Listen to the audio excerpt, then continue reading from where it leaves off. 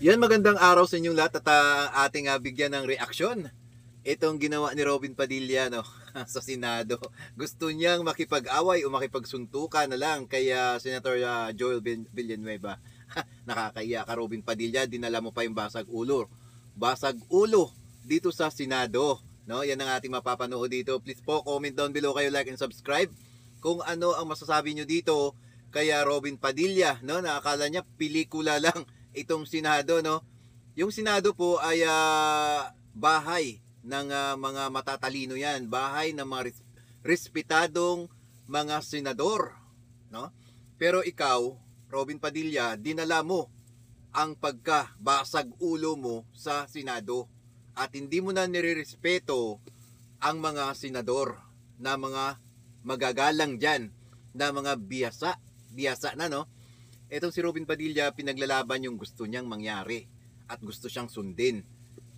Kaya panoorin natin to. Please po comment down below kayo kung ano ang inyong masasabi tungkol kay Robin Padilla na talagang uminit ang kanyang ulo dahil kitang-kita naman din na talagang si Robin Padilla ay talagang bad boy. Ibig sabihin, ano bang Tagalog version ng bad boy, 'di ba? Masamang tao, bad, no? Kaya ito na, panoorin natin. Oh, marami tayong i-comment kay Robin.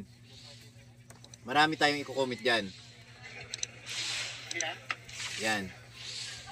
Ito. Kinakausap siya ng mga kasama niya, no? Nakita niyo naman, no? Kinakausap siya ng mga kasama niya kasi nga unti-unti nang nagbabago ang init ng kanyang ulo, no?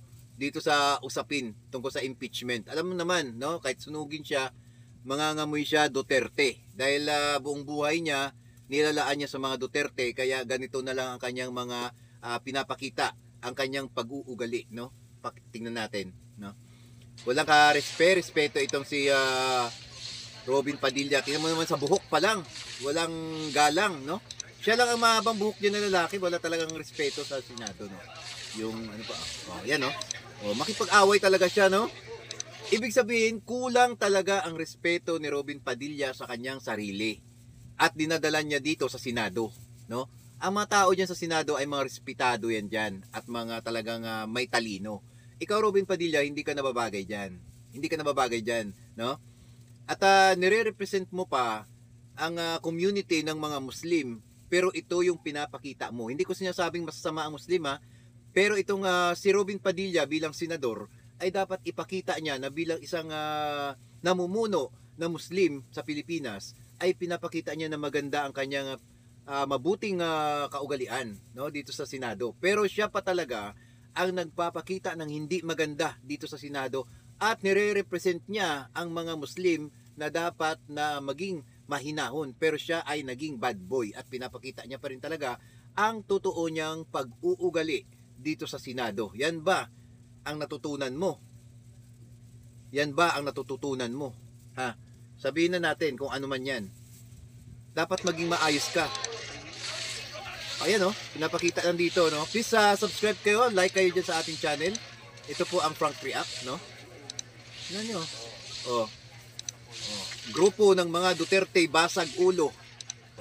Grupo ng mga Duterte yan, mga basag ulo, no? Yan ang gusto nila, no? Gulo. The members so mentioned is well taken. Chair now again reiterates his ruling. The chair will suspend the session until 6 p.m. Kahiya-hiya ka, Robin Padilla, sa ginawa mo, sa inasta mo. Talagang kahiya-hiya ka. Tapos buti na lang, siya rin mismo ang humingi ng dito, no, ng sorry kay Senator Villanueva. Itong mga to, mga biyasa na to. Robin Padilla, ikaw baguhan ka lang dyan. Baguhan ka lang dyan sa pagkasenador. Eto, matagal na itong mga senador na ito. Sila Joel Villanueva, wala ka pa, nandyan ang mga yan. Kaya wag kang magpakita na ikaw ay bad boy dahil sa pelikula lang yan. Ay kung sa totoong buhay, bad boy ka, ano pa ang resulta ng pagiging Muslim mo kung hindi ka pala nagbabago at kabastusan, 'di ba? Bilang isang Muslim, ang pinakita mo samantalang ikaw ang nagre-represent nito. Dapat pinapakita mo na mabuting tao ka. At hindi ka pumapanig sa iisang tao lang dahil nagre-represent ka sa community bilang isang Muslim. At dapat ito, ang Senado ay neutral ka dyan dahil ikaw ay isang hurado. Pero talagang pinapakita nyo na pumapanig kayo sa isang taong kriminal na nakakulong ngayon sa Dahig. 'Di ba? Yan ba ang tamang ano ng mga Muslim? 'Di ba? Kaya patuloy natin. 6 p.m. This evening in order to hold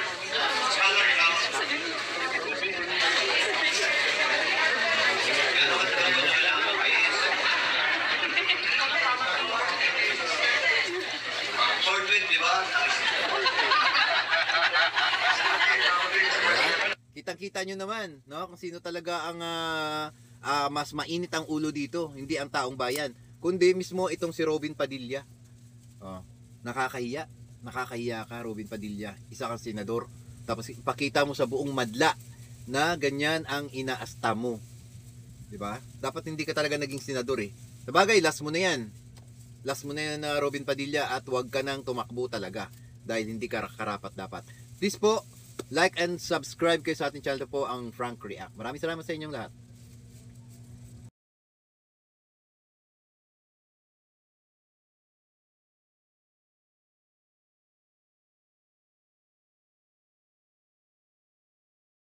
Yan, magandang araw sa inyong lahat at ating bigyan ng reaksyon. Itong ginawa ni Robin Padilla, no, sa Senado. Gusto niyang makipag-away o makipagsuntukan na lang kay Senator Joel Villanueva. Nakakaiya ka, Robin Padilla, dinala mo pa yung basag ulo. Basag ulo dito sa Senado.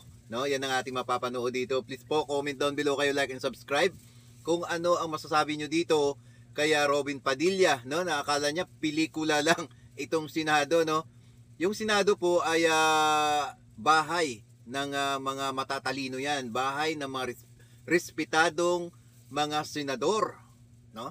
Pero ikaw, Robin Padilla, dinala mo ang pagkabasag ulo mo sa Senado at hindi mo na nirerespeto ang mga senador na mga magagalang dyan, na mga biyasa na, no? Etong si Robin Padilla, pinaglalaban yung gusto niyang mangyari at gusto siyang sundin.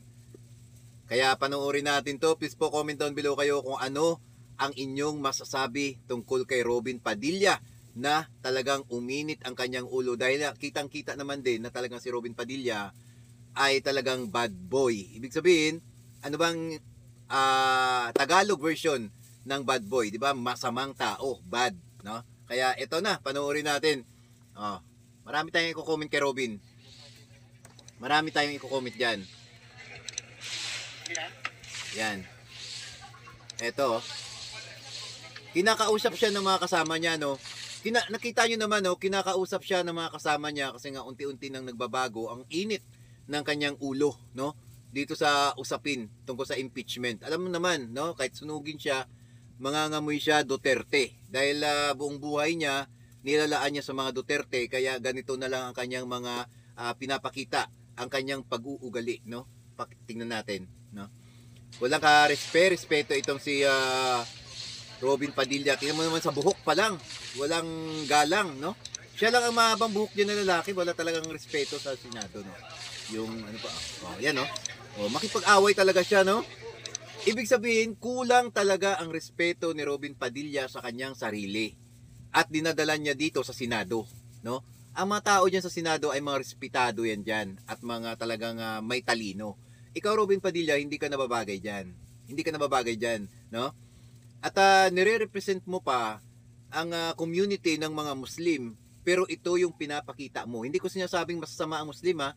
Pero itong si Robin Padilla bilang senador ay dapat ipakita niya na bilang isang namumuno na Muslim sa Pilipinas ay pinapakita niya na maganda ang kanyang mabuting kaugalian, no, dito sa Senado. Pero siya pa talaga ang nagpapakita ng hindi maganda dito sa Senado at nire-represent niya ang mga Muslim na dapat na maging mahinahon. Pero siya ay naging bad boy at pinapakita niya pa rin talaga ang totoo niyang pag-uugali dito sa Senado. Yan ba ang natutunan mo? Yan ba ang natututunan mo? Ha? Sabihin na natin kung ano man yan.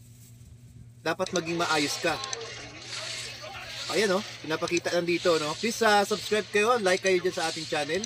Ito po ang Frank React, no? Tignan nyo. Oh. Grupo ng mga Duterte basag ulo. Oh, grupo ng mga Duterte yan, mga basag ulo, no? Yan ang gusto nila, no? Gulo. The member subvention is well taken. Chair now again reiterates his ruling. Yan ang mismo. The chair will suspend Nakahiyaya the ka. session until 6 p.m. Kahiya-hiya ka, Robin Padilla, sa ginawa mo, sa inasta mo, talagang kahiya-hiya ka. Tapos buti na lang, siya rin mismo ang humingi ng ng sorry kay Senator Villanueva. Itong mga to, mga bihasa na to. Robin Padilla, ikaw baguhan ka lang dyan. Baguhan ka lang dyan sa pagkasenador. Eto, matagal na itong mga senador na ito. Sila Joel Villanueva, wala ka pa nandyan ng mga yan. Kaya wag kang magpakita na ikaw ay bad boy dahil sa pelikula lang yan. Ay kung sa totoong buhay, bad boy ka, ano pa ang resulta ng pagiging Muslim mo kung hindi ka pala nagbabago at kabastusan, 'di ba? Bilang isang Muslim, ang pinakita mo samantalang ikaw ang nagre-represent nito. Dapat pinapakita mo na mabuting tao ka. At hindi ka pumapanig sa iisang tao lang dahil nagre-represent ka sa community bilang isang Muslim. At dapat ito, ang Senado ay neutral ka dyan dahil ikaw ay isang hurado. Pero talagang pinapakita nyo na pumapanig kayo sa isang taong kriminal na nakakulong ngayon sa dahig. 'Di ba? Yan ba ang tamang ng mga Muslim? 'Di ba? Kaya patuloy natin. 6 p.m. This evening in order to hold